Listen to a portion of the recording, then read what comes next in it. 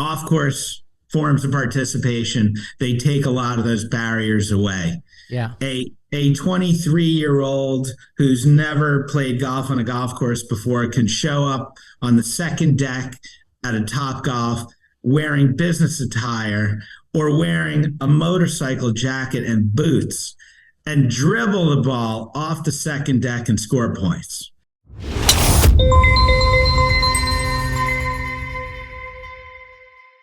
Hi, everyone. I'm John Failla, and welcome to the Golf Sustainability Podcast.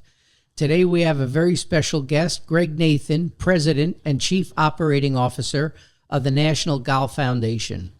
For those of you unfamiliar with NGF, they're essentially the McKinsey of the golf world. The depth and breadth of data that they have on the industry is really unparalleled. As an executive member of MGF, I had the good fortune to attend their recent NGF symposium, and it was just a spectacular parade of data and insights that I felt very, very fortunate to participate in. That was a great event. Greg, your entire job did an amazing job, and I know you're swamped just coming off of that, so I really appreciate you taking time to participate on the Golf Sustainability Podcast. My pleasure, John. I'm so glad that you had the opportunity to attend the symposium. It's our 15th time, and the lead-in to that event is always a true grind for an organization of our size, 25 employees. But once I see the people, once I'm there and it's happening and see people like you and the leaders of companies in every vertical in golf, it has a way of energizing a golf crazy lunatic like me. All right. Well, it showed. Thank you.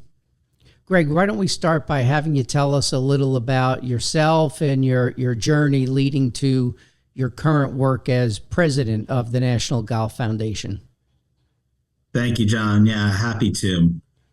So I actually grew up in suburban New York City, Westchester County. I did not grow up in a golf home.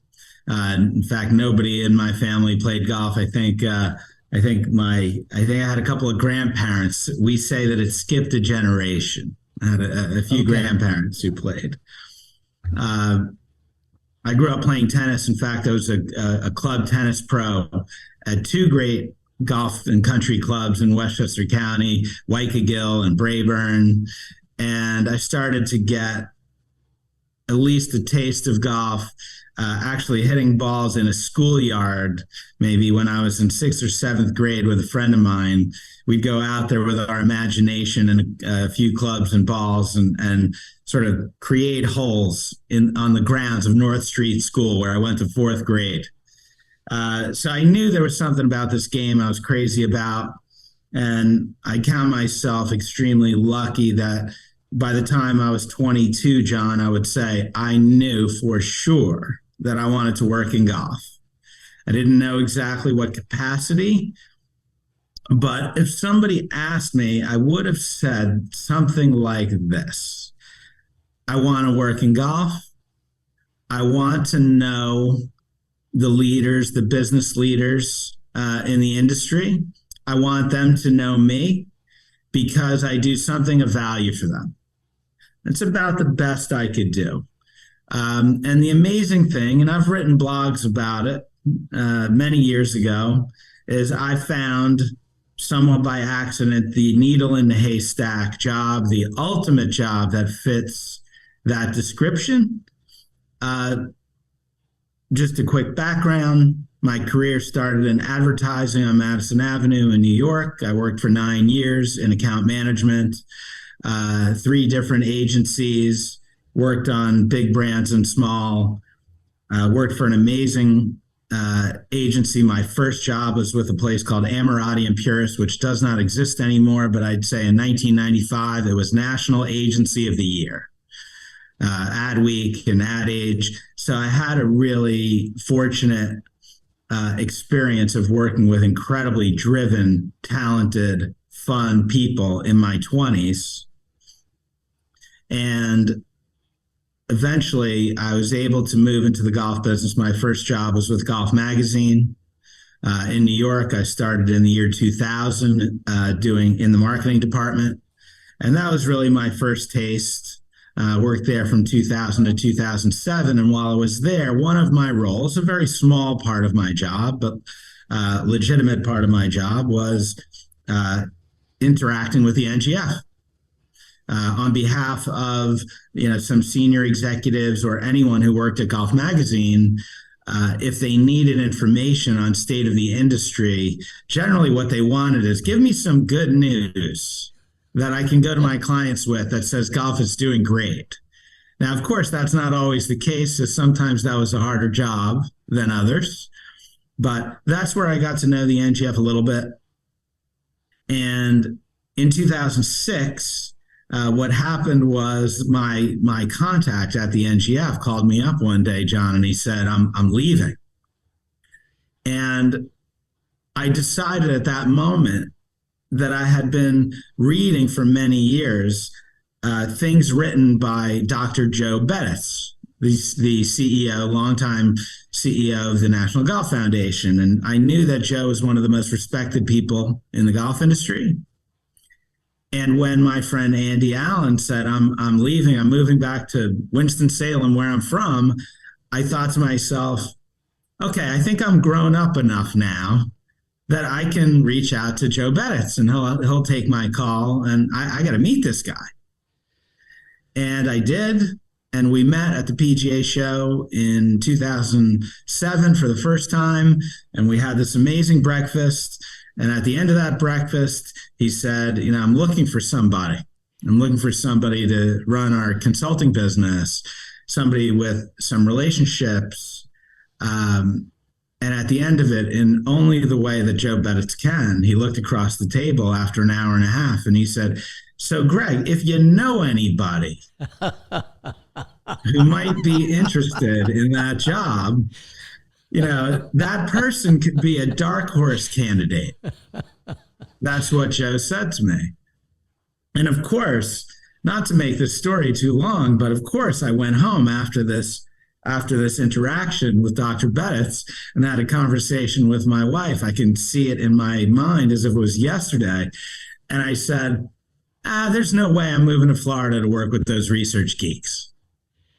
That was my moronic response. But what it means, and it's still quite relevant today, John, is that the NGF does some really amazing things. But most people who work in the golf business, even people who've been in the business a long time, if you ask them to explain what the NGF does, they'd have a hard time doing it. Right. So I've spent the last 16 years helping more people understand what we do. And it's been a great run.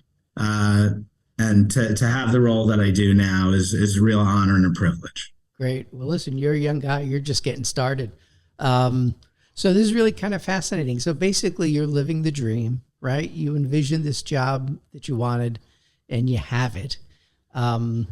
What's fascinating is fourth grade, you start in a schoolyard, you started in golf off course, which is, the topic that we'll be talking about here today.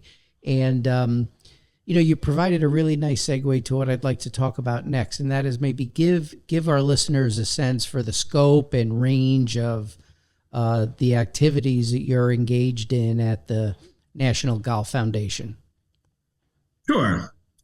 So the NGF is best known as Golf's research, data, and insights company, a business-to-business organization that serves essentially, we are the trade association for every business that operates in golf. And one of the unique things on that side of our business, the 501c6, is that we're the only organization that works with the companies in every vertical. So if you think about the alphabet soup that makes up the associations in golf, you got the PGA of America, that's for golf pros, the CMAA, that's for managers, the GCSAA, that's for supers, and it goes on and on. But the NGF is not a professional accreditation organization. We're the trade association for every golf-related business. So that's where we study what's going on in the golf economy. That means, very simply, we study everything that's happening on the supply side. So everywhere that golf is played, golf is bought, golf is played off course, we study that and the changes in it. And then we study the demand side. We study golfers and demographics and spending and behavior and travel and every way that someone could look at the golf consumer. Mm-hmm. And it's all for the purpose of reporting on what we've learned and to try to provide insight from that data for those who run golf-related businesses. So that's the trade association side. That's the more well-known side of our business. But lesser known is that about 75 or 80% of NGF's revenues come from private work. This is where the comparison with McKinsey comes in, mm-hmm. that you gave at the beginning, is we do a tremendous amount of private work for golf leading companies who will hire us to help them learn more about their customers and prospects, to help them get intelligence that helps them compete from a position of data and insight strength. Then secondly, we do a lot of marketing work. Marketing in 2023 and beyond is driven by data. So as Golf's data company, we're quite capable and help companies sell stuff. That's mm-hmm. the technical way I like to talk about it. And then, we do some private consulting work, all different kinds of consulting. So it's two businesses in one. It's the trade association for every golf-related business. And then it's a quite sophisticated private consulting firm that helps individual companies compete. Yeah. There are a couple things there that you really tied together for me. The sense that it's the all industry group makes a lot of sense to me, because there are lots of associations, but they're all siloed around a particular function. And NGF's really the only group I've come across that kind of looks at the total picture on a holistic level.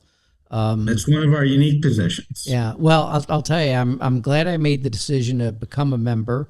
I'm glad I'm now an executive member, and I can tell you, anyone who's in the industry that's not getting the benefits of your insights and data, I think's at a real disadvantage. Thank you.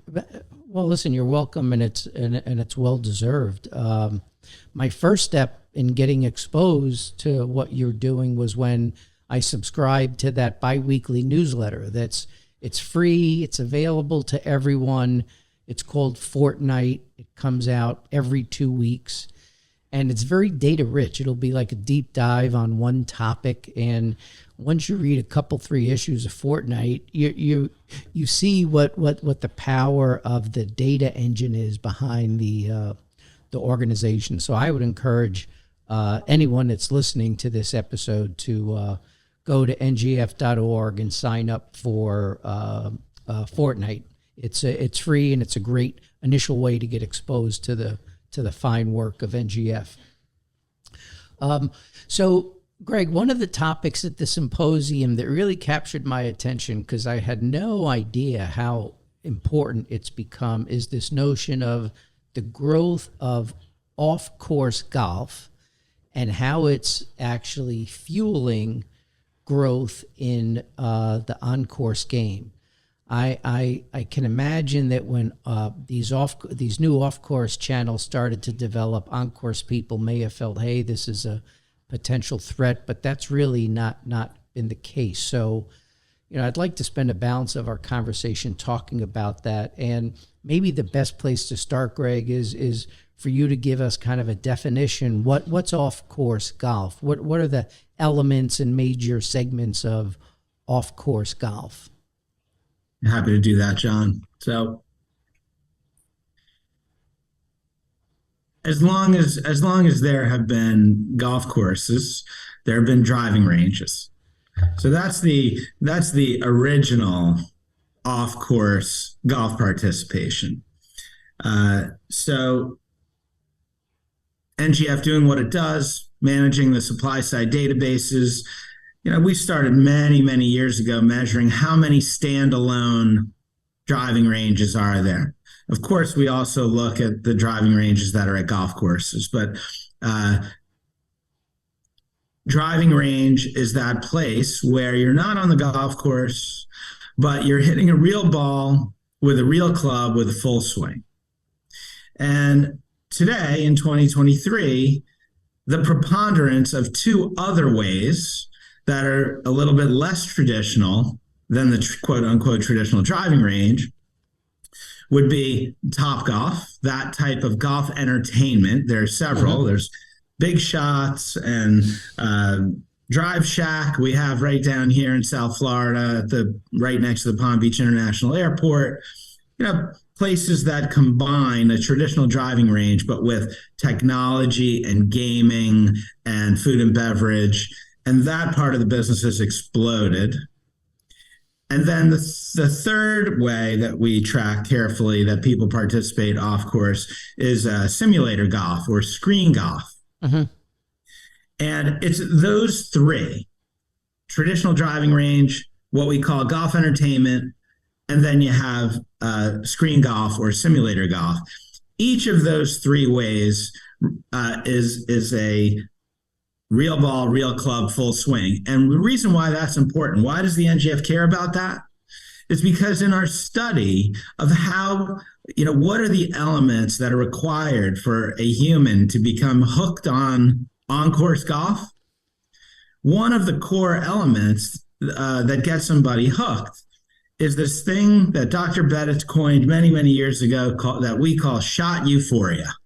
I love that. Shot euphoria is that fantastic feeling when you swing the club and you compress the ball, it goes up in the air and it soars in a way, and it's such a satisfying feeling. I call it golf's drug. And not every activity has that, where you get that little mini high. And I am, as a very passionate golfer myself, I spend the rest of my life trying to get shot euphoria as many times as humanly possible. It's just a little bit more of a healthy habit than some of the other ways to get that high. I love that. And so it's not that we don't embrace everything from virtual golf video games, putt or mini golf, but what we concentrate on is where you can get shot euphoria, because if you get shot euphoria in an off-course environment, it's much more likely that you would seek that experience in an on-course environment. Nice. Or just to find out that you like that. Yeah. That's the so it's the gateway drug, basically. So of the three sectors, right, as you mentioned, driving ranges have been around forever. It's those latter two sectors, golf entertainment and simulators, that really, I think, have kind of changed the game.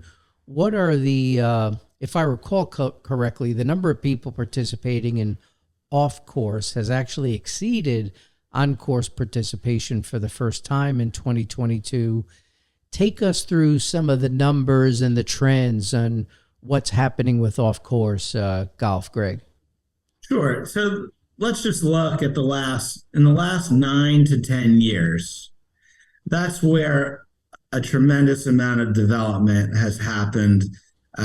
Let's just use Topgolf as an example. Looking at some data that I have here. I mean, I think back in 2006, actually, there were 3. And today it's close to 100. If you include Topgolf and the other options like it. So that in itself, because of the size of these facilities, the fact that they're popular and they're busy, just the growth of supply would be one thing if they were empty. But that's not what the situation is. It's extremely popular. So just once again,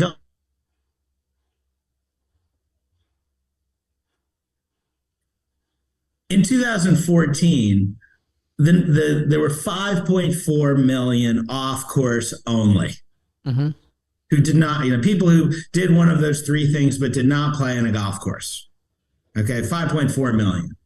In 2023, that number was more than 3 times higher. It was almost 18 million.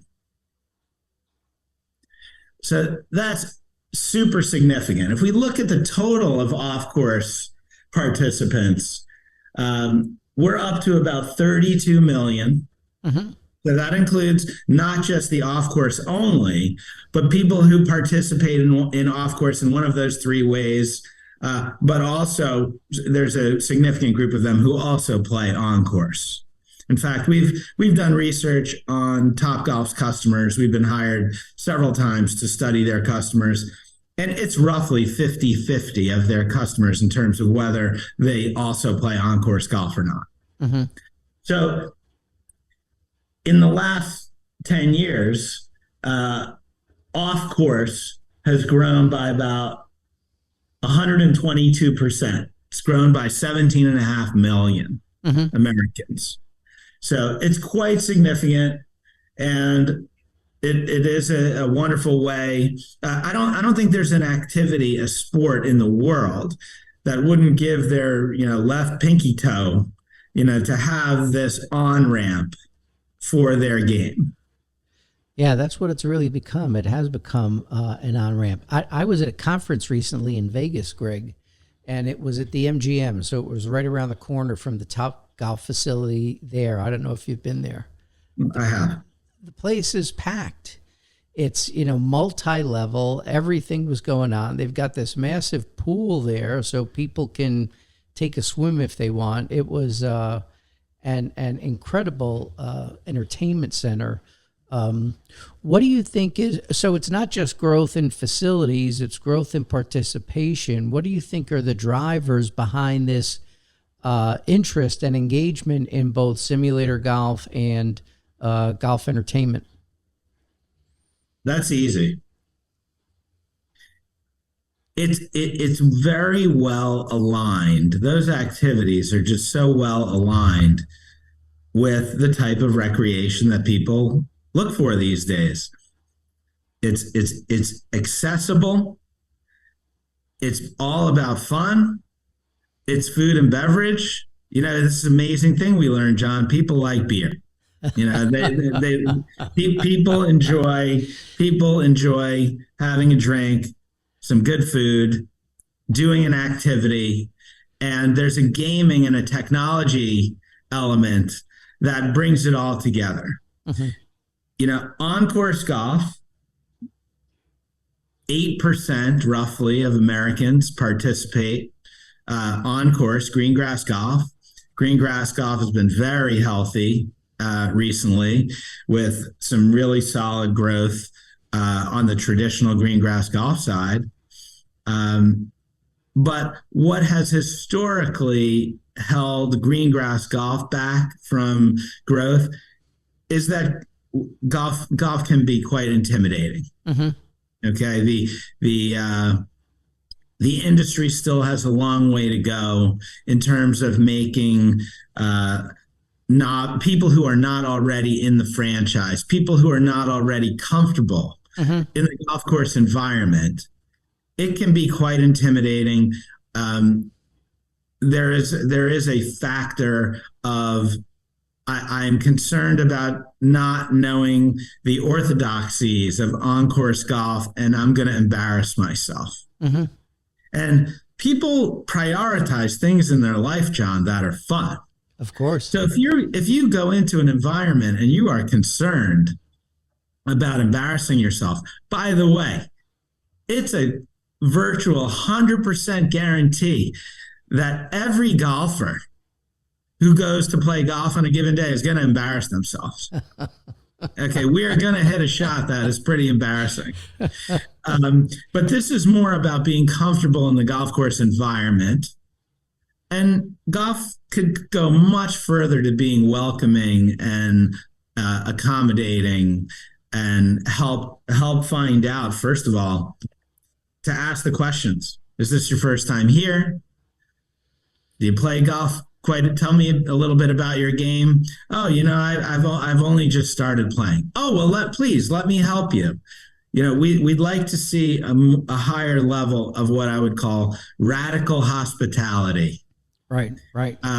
And those of us who love the game, we actually don't need a lot of service to enjoy a round of golf because we know where to go and what to do. Right, right, right. So it's a difficult thing because someone who is a novice doesn't walk into a golf course wearing a hat that says, "I'm new to the game, please help me." Right. That doesn't happen. And I just think, it's an easy thing for me to say, we need to ask more. So going back to the question, circling back, off course forms of participation, they take a lot of those barriers away. Yeah. A 23-year-old who's never played golf on a golf course before can show up on the second deck at a Topgolf wearing business attire or wearing a motorcycle jacket and boots and dribble the ball off the second deck and score points and have fun and eat and drink. Yeah, yeah, yeah. And so we are huge advocates at the NGF. We're massive advocates of off-course golf. We love people engaging in any way in the game, and it just makes the pie bigger. It's not. We study the golf demand side all the time. There's really no evidence of cannibalization. In fact, what we found is that they feed off each other. If you're a golfer and you play off course, it tends to make you want to play more. Sure. And if you're, the two things feed off each other beautifully. You play on course, and maybe I should take the family and go to Topgolf. You go to Topgolf, and maybe I want to play more on course. Yeah, it's boy. I mean, you've described it in terms that I've never really thought of before.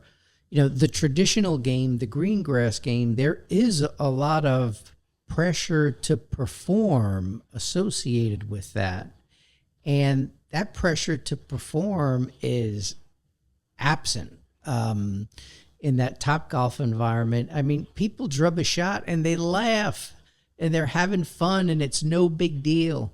It is a much more comfortable way to get exposed to the game. And then I could see how someone experiences shot euphoria and they're like, wow, I could do this. Maybe I will go to that local muni, or I will accompany someone the next time I'm invited to play at their club. I mean, it really sounds to me like this isn't a fad. This is something that's going to continue. The feeding, you reference how they can feed on one another. I'm particularly interested in the migration from people who start off course that wind up on course. Is that happening organically, or do you see a lot of interaction between green grass facilities and off-course facilities to try to stimulate that and promote it? Or is this at this point happening entirely in an organic manner? It's primarily an organic matter, not organic matter. Right. It's in an organic manner. But there is a lot of organic matter at golf courses, but that's for a different podcast. Right. That's the environmental side. Right. So here's an interesting thing. I'll try not to go too deep into the weeds, but it is, from a research standpoint, it is incredibly difficult and cost prohibitive to, in a linear fashion, be able to follow individuals who are starting at golf, watch them do off course, and then be able to say they're converted.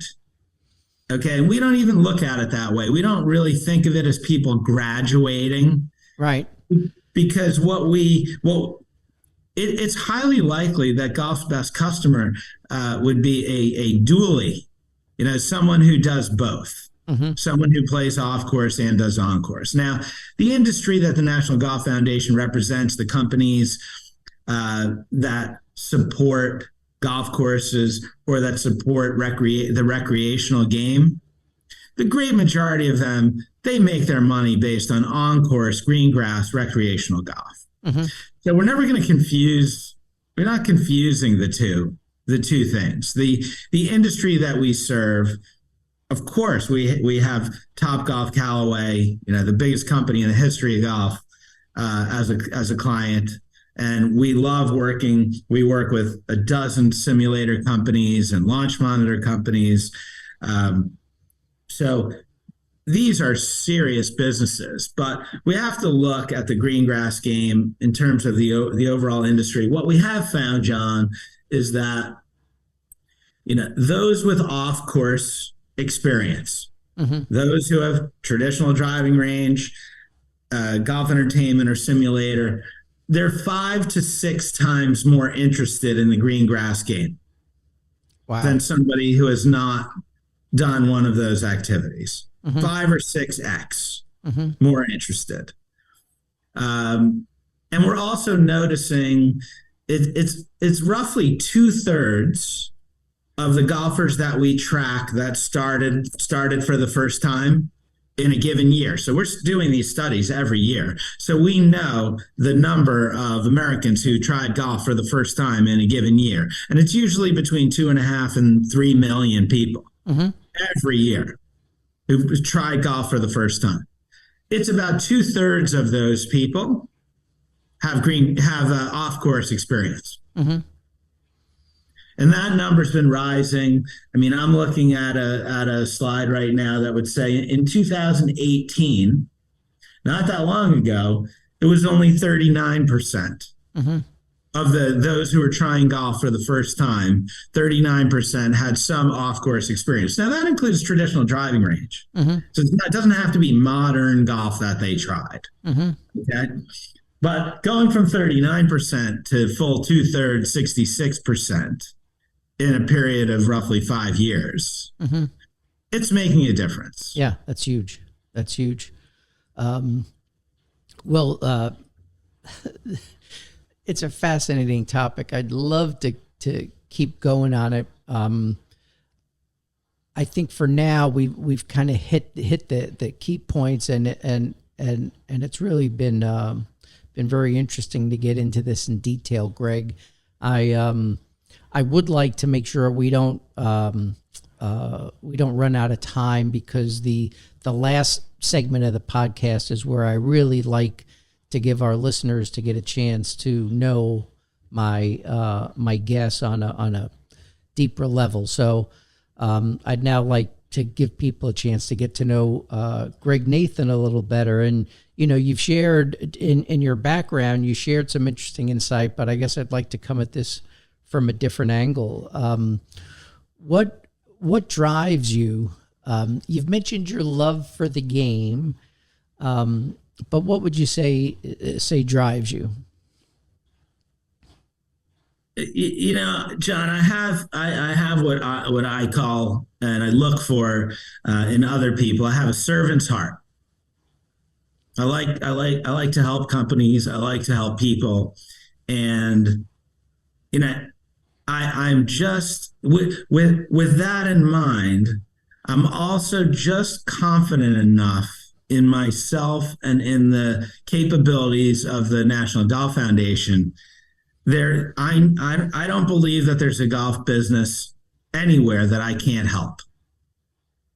And so, if anyone were to look at my LinkedIn profile, it's in there basically me saying that exact thing, that I don't think there's a golf business. Challenged me, to find a golf business that I can't help. And basically I've made my life's work out of it. My mother gifted me with this line, basically saying, motivation is everything in life. And so I didn't seek out industries or professions which were all around me in suburban New York, of being working in finance or being an attorney. Everybody needs money, and yes, of course, everyone can be driven by money. It's very helpful in life. But I knew I wanted to work in golf. I wanted to work in an industry where the some of the nice things that happen to you that you have the opportunity to do in golf are priceless things to a golfer. I'm that much of a crazy golf person that you know I'm definitely a quality of life type individual. I'm totally on board with the current trend about experiences being more important than things. And golf has this magical way of helping getting to know people, truly understanding their character based on playing golf with somebody, but just getting to know people, the camaraderie that goes with the game. The fact that I work in this business, it's not that everybody plays. Of course, everybody doesn't play. People do jobs because they're hopefully good at their jobs. But there is in this business the fabric that holds everybody together, this passion for this amazing game. And you saw me talk about Herb and Joe Graffis, the founders, the co-founders of the National Golf Foundation, 1936. And golf was purely a private game during the Gilded Age, from 1900 to, just think about, 1880 to 1925. It's like purely a private game in America. But these two Chicago guys, these two brothers, they looked at golf in Chicago. And Chicago is one of the great golf cities in America. And they looked at golf in Chicago and they said, you know what? Golf is going to be big business in America. Golf is going to be part of the American dream. And the fact that these two guys could see it, and now I work for this organization that has helped promote golf. That was our original role. Right. That Herb and Joe Graffis took on, was to be the promoters of the game of golf and to look at where golf is today, $102 billion industry in America. It's a really cool thing to sit where I sit, someone who loves the game this much. And I said on stage, I'm the luckiest guy in the world. I get to think and write and talk about golf, and I get paid for that. and somehow, I found the magic. I found the way to do this for a living.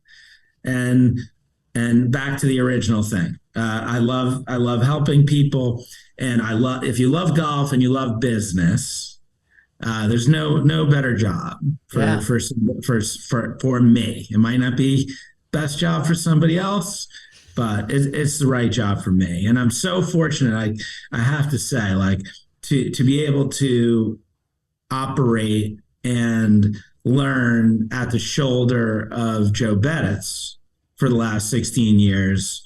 What a gift that is. Yeah.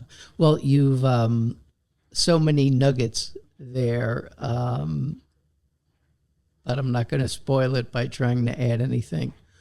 What you've mentioned Joe, you've mentioned the Graffis brothers, but I'd like to ask you in a very pointed way, who inspires you, Greg?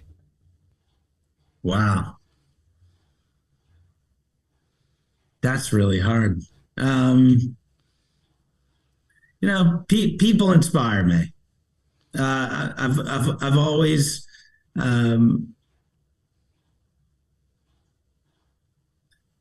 I think that one of the things I'd like to say I've developed over the years, definitely with a lot of help from the vision of Dr. Bettis, is look. I'm not a particularly religious person. I was exposed to everything growing up. That's a story for another time. but I have philosophically, I just think it's the world is run based on the interaction of people.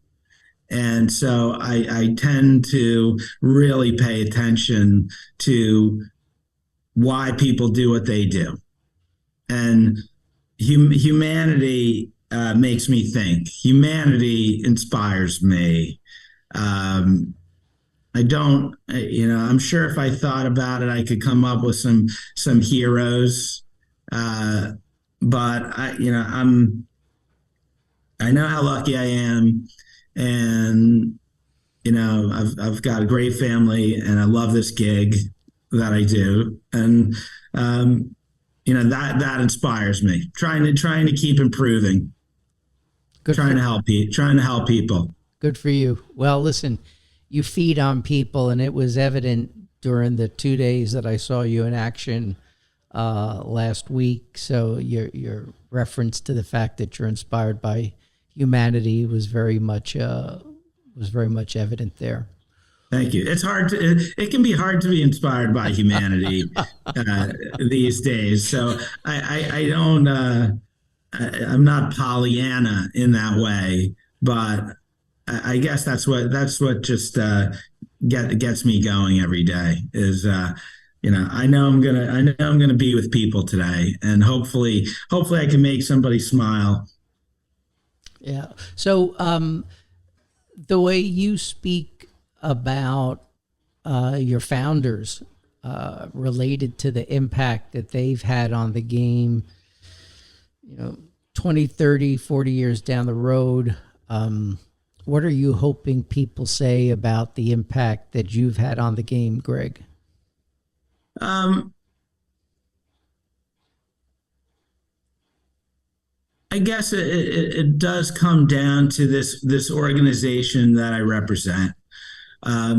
Over our 87-year history, the organization has always evolved and changed to do what the industry needed at the time.